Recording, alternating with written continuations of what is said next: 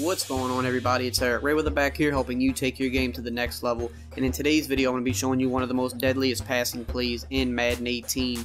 Now, if this is your first time checking out one of my videos and you want to improve your Madden game, go ahead and hit the subscribe button below. Make sure to hit the bell icon so that you join the notification squad and never miss an upload.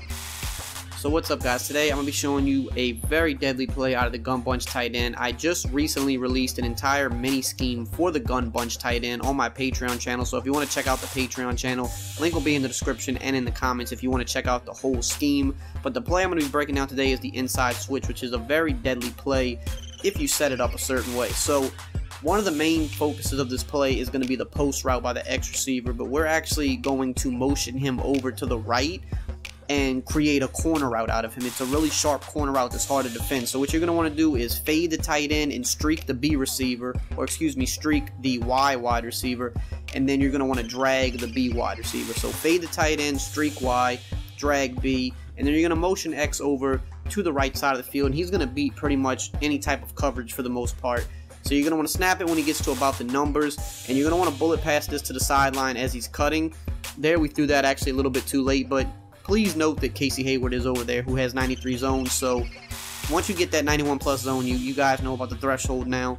Right here, we're going against underneath cover 4, and you'll see that it cuts so sharp. If you time this right, you see how Casey Hayward gets completely lost because we timed it better that time. We're breakpoint passing the route. Most of you guys know about breakpoint passing now. If you throw routes at their breakpoint as they're cutting, the 91 zone over pursues to the inside. You see how Casey Hayward goes super hard to the inside because we timed this right?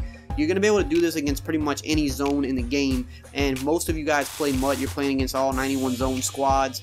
They're going to bite on that every time. Now, if you're playing against cornerbacks that don't have 91 zone, you'll still beat them anyway because those cornerbacks just don't defend routes that well. Here's the same thing. We're looking at a cover 3.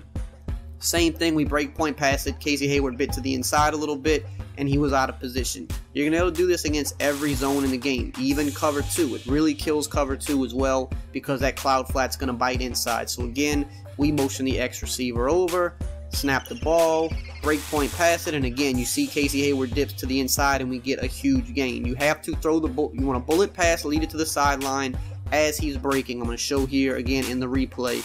Right, I'm going to show you right here as he's going to cut. That's when you break point pass it. That forces the 91 zone to over pursue to the inside because he thinks that's where the ball is going.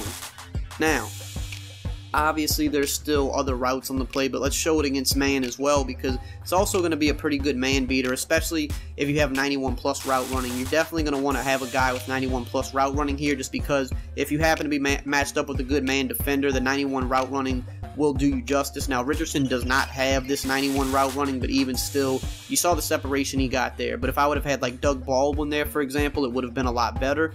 And if he would have been going up against an elite corner, he still would have got open. So now let's look at some of the other routes in this play because the pretty much only other 2 routes that I like to throw on this play are the drag or the flat route.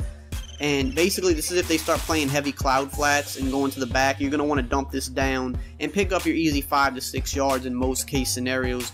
Now, obviously, this is just one play. The entire mini scheme together has tons of different ways to beat different coverages. This play isn't necessarily a one-trick pony because I do have multiple setups for this play in the mini scheme on the Patreon page, but this is like the main setup play, and you're basically trying to hit the corner route. If not, you're trying to check it down to the flat and drag. So yes, if you would have just run this one play over and over and over, you know, an above average or really good Madden player would be able to adjust against it, but that's where the whole mini scheme comes into play because you can't just worry about the one play when there's tons of other great plays and good runs out of this formation as well.